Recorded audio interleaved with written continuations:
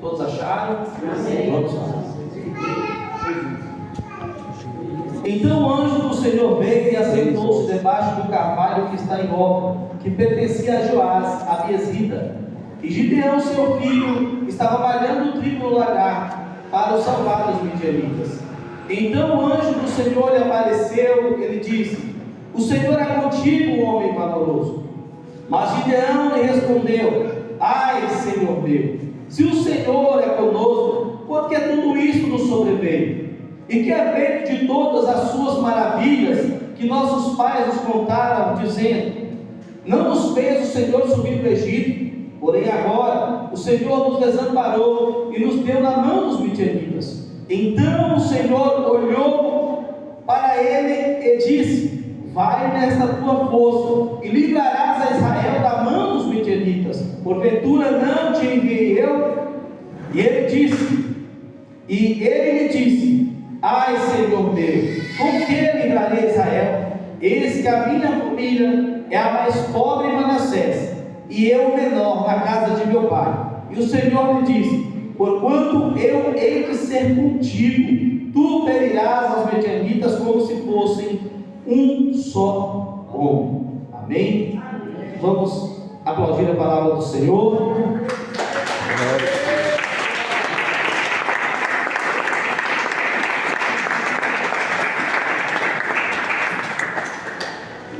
Aleluia, glórias a Deus.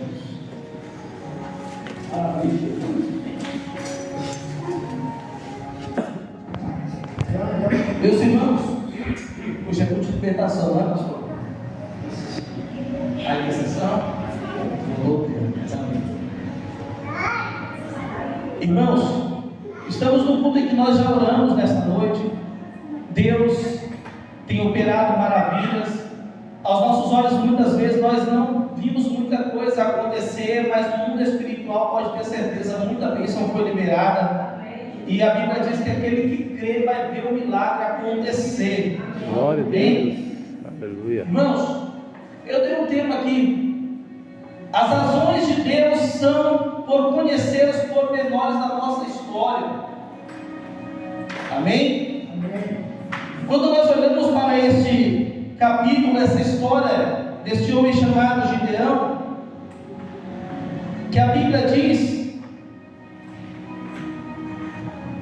fala sobre este homem, me veio esse tema pelo questionamento de Gideão.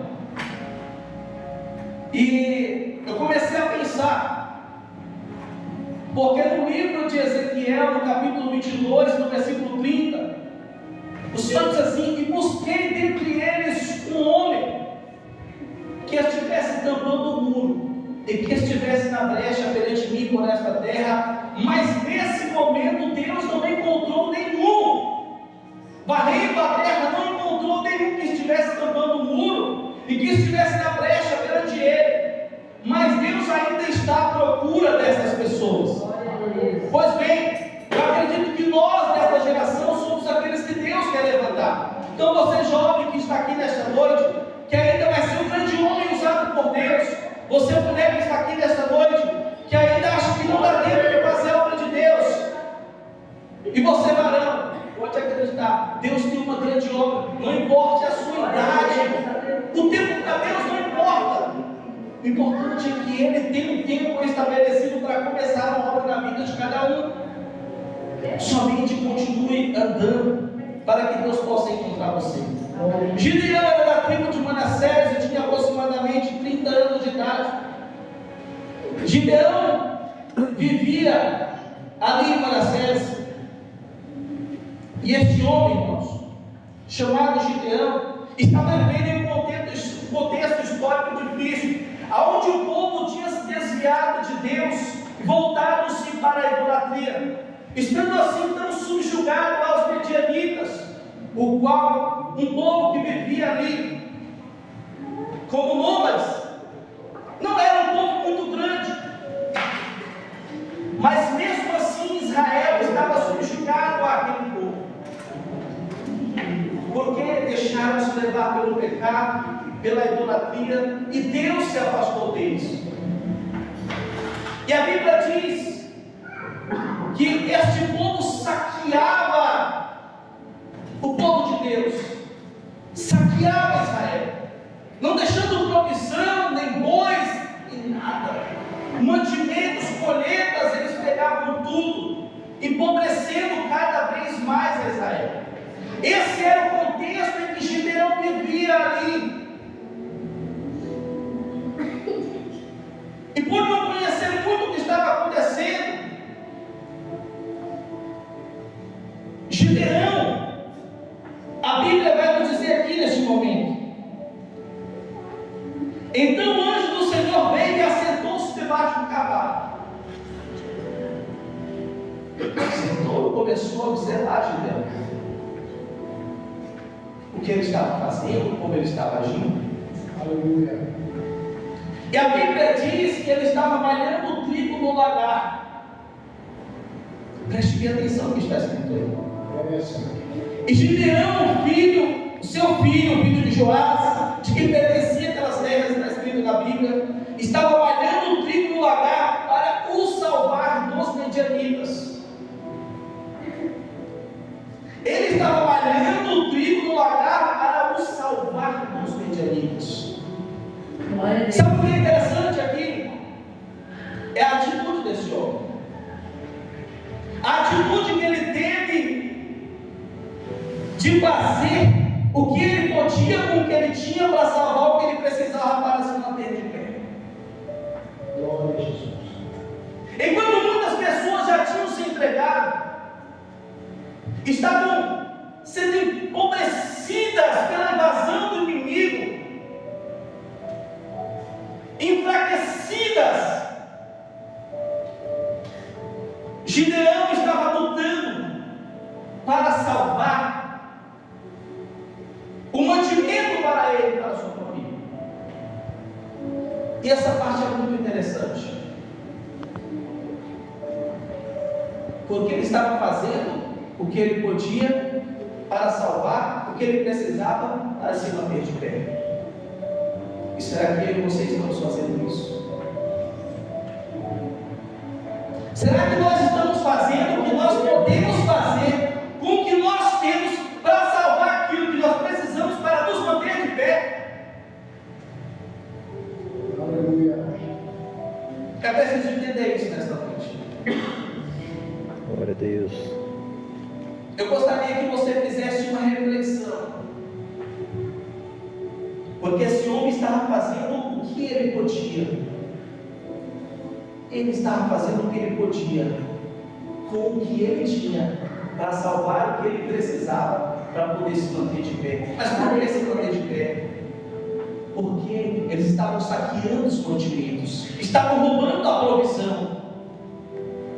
Irmãos, nós estamos vivendo tempos, eu quero trazer isso para cá agora, para você poder entender nesta linha do tempo, que o inimigo ele vem roubar, matar e destruir.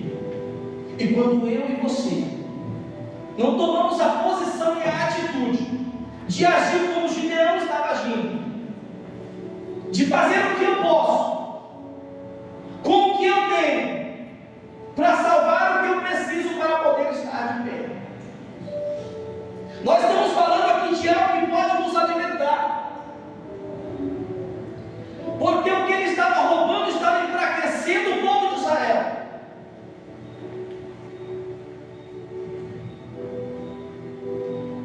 O que o inimigo tem feito nos últimos tempos é enfraquecer as pessoas, é enfraquecer os cristãos. Eu quero lançar uma coisa para você nesta noite. O inimigo não quer te matar, ele só quer te enfraquecer para subjugar. Se você pensa que o inimigo ele quer matar você, ele não quer matar. O inimigo ele é milenário, ele estuda o homem desde a fundação do mundo.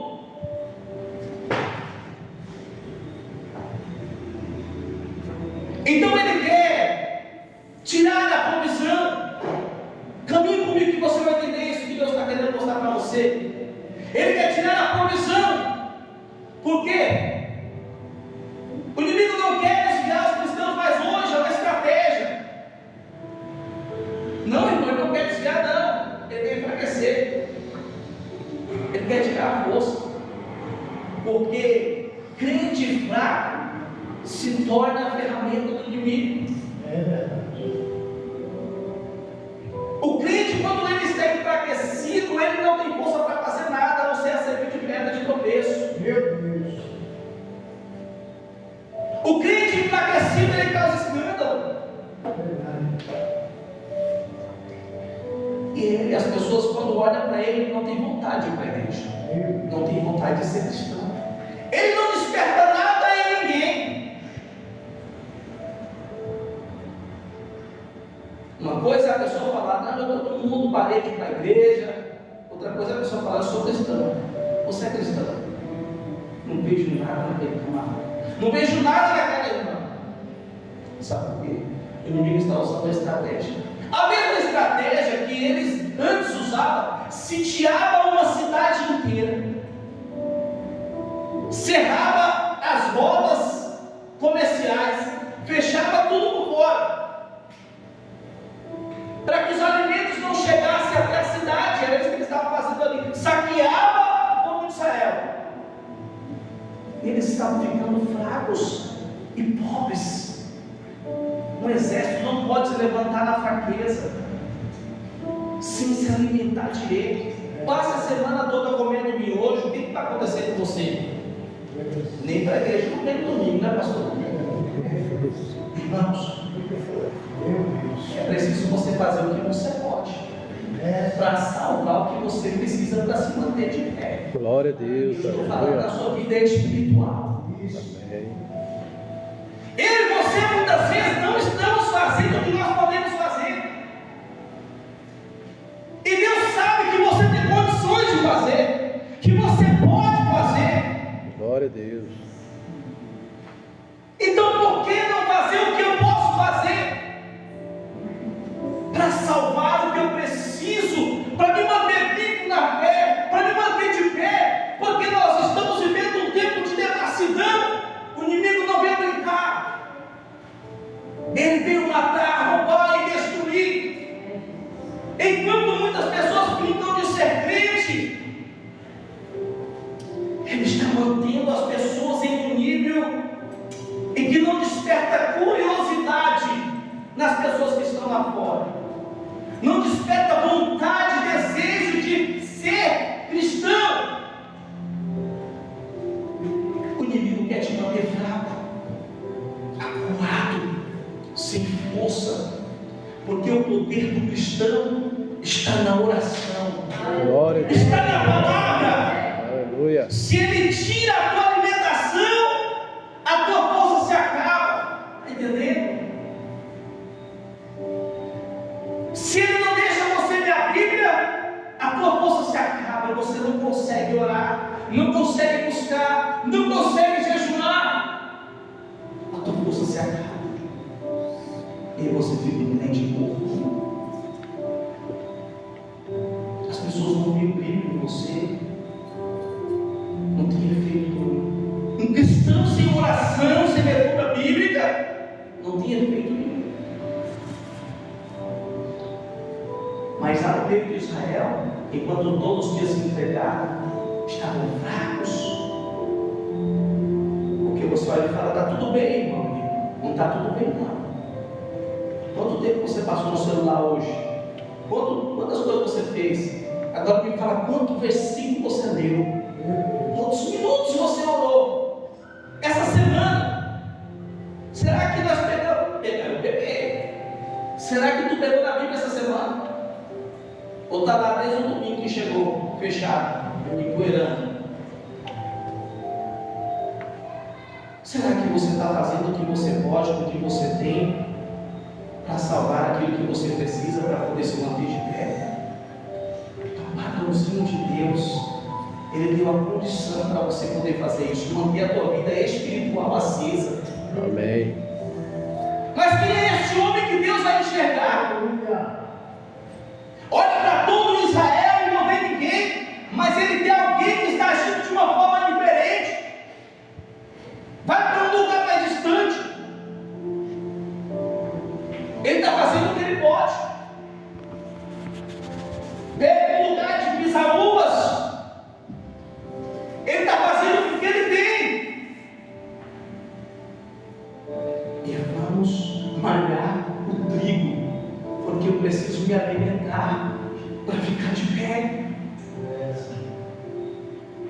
E é esses que ficam de pé que vão salvar os outros. Glória a Deus.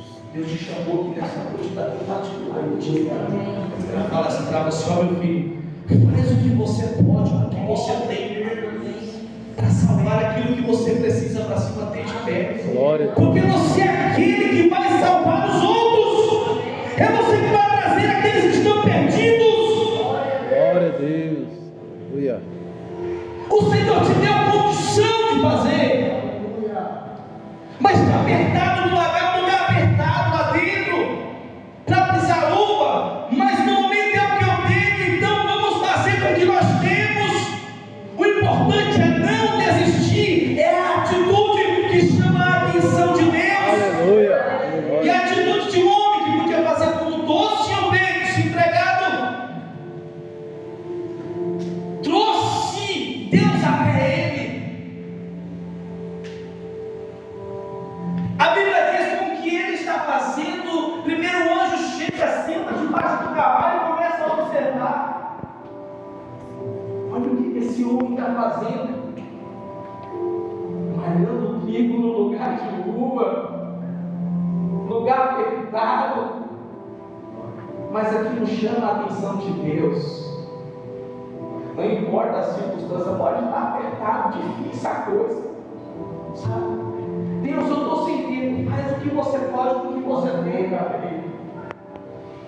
Deus tem lugar para orar, entra no lugar. Não tem desculpa para fazer o que Deus quer que você faça.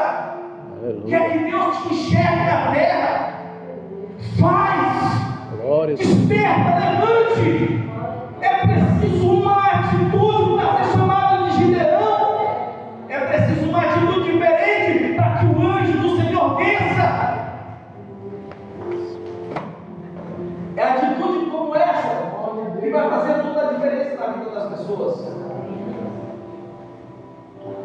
E o que a Bíblia diz? Então o anjo do Senhor apareceu e disse: o Senhor é contigo, varão valoroso. E Gideão começa a fazer aquela indagação e começa a fazer perguntas para Deus. Senhor, se o Senhor é conosco, por que todas essas coisas nos sobrevêm? O que é feito de todas as tuas maravilhas que os nossos pais nos contaram do Egito? O Senhor nos tirou do Egito e agora nos abandonou, nos entregou na mão dos midianitas. Se tem uma coisa que Deus não responde, é a pergunta, indagação do homem. Já ouvi 16 perguntas para Deus na sua situação de calamidade e dificuldade que ele estava, mesmo sendo um homem justo, reto, fiel, tendo sido testemunhado por Deus. Deus fez mais 70 perguntas para ele que ele não soube responder nenhuma. Deus não responde perguntas, Deus responde atitudes. Aleluia. Não indague a Deus, tenha atitude. Glória a Deus. E Deus olha para ele e fala assim: o Senhor é contigo. O Senhor é contigo, para valoroso. O Senhor é comigo, por que eles vão ver das coisas? Você chegou até aqui por quê? Você veio até aqui, chegou até essa situação, é porque Deus é contigo. É porque Deus está contigo que você chegou até aqui, que você venceu até agora. Porque desde o momento em que Gideão tomou a atitude de separar aquele momento para salvar o trigo dos medianitas, com o seu coração voltado a Deus. Porque Deus conhece o coração. É como ele falou para Daniel: Deus não diz que não aplicasse o coração. E se humilhaste perante mim, eu ouvi a tua oração. Então, a partir daquele momento, Deus estava com ele. Ou seja, Deus estava falando para ele: você acha que você estava sozinho? Você acha que você estava conseguindo esse tempo todo só por você mesmo? Mas não, é porque eu estava contigo. Irmãos, não se engane. Você só chegou até aqui porque Deus está contigo. Glória a Deus. Porque Deus é com você. O que eu quero fazer você entender nesta noite é que atitudes precisam ser tomadas, coisas precisam ser mudadas. É preciso fazer o que você pode, é preciso fazer o que você precisa, para que Deus possa se manifestar na tua vida. E a Bíblia vai dizendo aqui, versículo 14: depois da indagação de Gideão, então o Senhor olhou para ele e disse: vai nesta tua força e livrará a Israel das mãos dos midianitas. Porventura não te enviei eu? Olha que interessante. Até agora nós estamos vendo o anjo do Senhor, mas agora ele diz: e o Senhor olhou para Gideão. Não responde nada das suas perguntas, das suas indagações. Deus não dá explicação para ninguém, mas ele diz assim: a Bíblia diz que Deus olhou para ele e disse: aleluia. E Deus está olhando para você nesta noite. Aleluia. É preciso você pegar isso que Deus está dizendo nesta noite. Então o Senhor olhou para ele e disse: vai nesta tua força e livrarás a Israel da mão dos midianitas. O que estava acontecendo na vida de Gideão é que a obra que eles estavam fazendo para ele agora não era só para ele. Deus se levantou para ele para salvar uma cidade, salvar multidões, salvar pessoas. Eu quero dizer para você nesta noite, olhando para esse contexto, olhando para o povo que estava subjugado, para o povo que estava na idolatria, perdidos, causa de Deus os ter entregado a outra cidade. Agora este homem, por uma atitude que ele teve, Deus olhou para ele, enviou o seu anjo. Depois o próprio Deus está falando com ele: e você quem vai livrar? Sabe, esse povo que está aí fora acreditam em você. Chegou a hora de Deus te levantar para poder pregar para multidões. Chegou a hora de Deus te levantar para poder ganhar vidas, libertar pessoas. Aleluia, aleluia. Meus irmãos, eu gostaria que você entendesse nesta noite que esta palavra está falando de algo maior. Para você que acredita na chamada de Deus nesta noite, isso é a prova viva da chamada de Deus. Nós estamos vivendo tempos em que as pessoas não pregam mais o evangelho. Acham que é o suficiente a internet, a televisão, as rádios. Ninguém quer mais sair fazendo evangelismo. Ninguém quer mais sair das ruas. Mas quando a chama arde no nosso coração, a primeira coisa que o Senhor diz é: espalhe o evangelho boca a boca. Aonde você estiver, abra a tua boca e fala, porque eu vou ser contigo para você ganhar as multidões. Tu vai livrar Gideão, tu vai livrar todo este povo da mão do inimigo. Cada um de nós que estamos aqui estamos incumbidos nesta noite de livrar pessoas da mão do inimigo. A Bíblia diz em João: não fostes vós que me escolheste, mas eu vos escolhi a vós, e vos nomeei para que vades e dês fruto, e vosso fruto permaneça. Deus te escolheu, não foi à toa, foi por um propósito. Olhou para a terra e viu você. Glória a Deus. Mas o que as pessoas estão fazendo é se escondendo da vontade de Deus, se acuando por uma vida que estão vivendo agora, achando que está tudo bem. Em um evangelho que parece que não precisa fazer mais nada, mas só vai viver a glória de Deus aqueles que querem realmente fazer a vontade dele. Este homem chamado Gideão fez a diferença. Eu não vou me estender porque a hora não permite, Mas eu gostaria de deixar para você essa pequena palavra nesta noite. Faz o que você pode, com o que você tem, para salvar o que você precisa, para sobreviver. Amém. Você tem, você pode, você precisa. Você precisa ler a palavra de Deus. Muitas vezes muitos pregadores, mas a palavra não é a mesma, porque o que Deus quer continua batendo na mesma tecla. Glória a Deus Deus. vai usar o pastor, Deus vai usar o presbítero, Deus vai usar a rádio, vai usar a televisão, e a mensagem sempre é a mesma. O que o Senhor quer, Deus? Eu quero que as pessoas leem a palavra, eu quero que as pessoas sejam libertas, porque se elas não lerem a palavra, elas não se alimentam. Quem não se alimenta não tem força para orar. Consequentemente, se você não lê a Bíblia, você não tem força para orar. Se você não come o alimento espiritual, você não consegue orar. Dobre o joelho. Deus, Senhor, vou levantar. O relógio já passou meia hora, 2 minutos e meio. Tem que ter intimidade com esse Deus. Não é para me exaltar, não. Nunca precisei disso.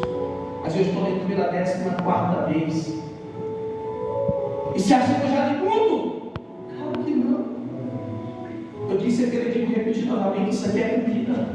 Glória a Deus. Eu preciso comer para poder andar. Se eu como, eu tenho força. Eu estou vivo. Quando eu dobro o joelho, eu sinto a graça. Glória a Deus. E nós começamos a passar o tempo com Deus. O tempo passa quando nós olhamos Deus.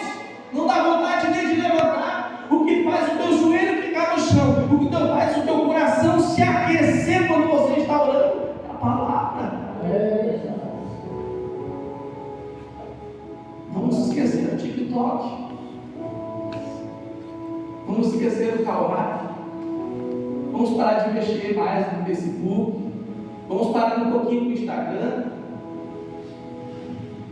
Vamos para um cantinho, igreja, vamos para um cantinho. Vamos pegar o nosso bagar, nosso coração apertado, e vamos fazer o que nós podemos fazer. É um pouco de tempo que você tem, irmão, chega cansado do serviço todo dia. Pega um pouco que você tem e faz. Se todo dia você comer um pouquinho da palavra, você vai começar a ter força para orar. A mensagem é simples, irmão. Não adianta pegar muita coisa nesse tempo, não. Você precisa ensinar o básico hoje, não é o básico. Leia a Bíblia, estude a Bíblia, tenha um relacionamento com ela, para que você conheça a Deus. Essa geração que está vindo com tudo isso, nós não ensinarmos eles a ler a palavra de Deus. O que será do Evangelho? Como é que os nossos filhos vão viver? As pessoas vão ler mais a palavra. Se não lermos a palavra, não faremos a diferença. Ah, mas o pastor ensina na igreja, eu escuto a pregação. Não é o suficiente, não. A palavra que nós pregamos é justamente ensinando você o que fazer. É a pregação que vai te alimentar mesmo, é você ler todos os dias.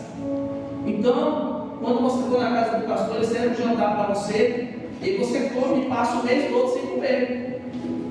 O pastor me deu um almoço lá, fiz uma picanha, filé mignon, quebrou lá e foi bom demais. Agora, ficar a semana toda sem comer, vai dar para esticar eu. No outro dia você está morrendo de fome, querendo arrancar tudo para poder comer. Agora, pensando nisso, usando isso como metáfora, a nossa vida espiritual como está? Como está? Quando foi que você comeu? Ao pão. Tem que ser alimentado. Se você não alimenta o espírito, a carne domina, a tua vontade dá expressa nos olhos. Tudo que você olha, ele quer.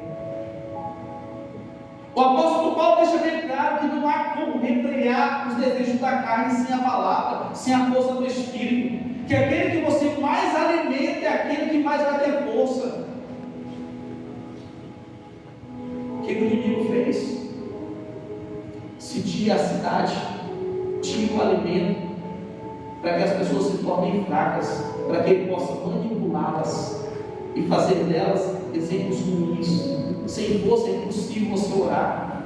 Se você não ora, a tua família não é salva, teu marido não é salvo, as pessoas da tua família não é salva, não há efeito nenhum sem oração, não há poder, torna pessoas apáticas, sem graça, sem unção. Tudo isso está aí. É muito simples nós olharmos para o que é a alimentação do ser humano. Para aqui. É muito simples você conhecer quem é um cristão que lê a Bíblia e ora, e para o cristão que ele nem sabe o que é Bíblia. Amém? Quero estar assim agradecendo a oportunidade em nome de Jesus Cristo. Quero pedir para você, coloque de pé em nome de Jesus Cristo. Glória a Deus, aleluia. Quero pedir para você, em nome de Jesus,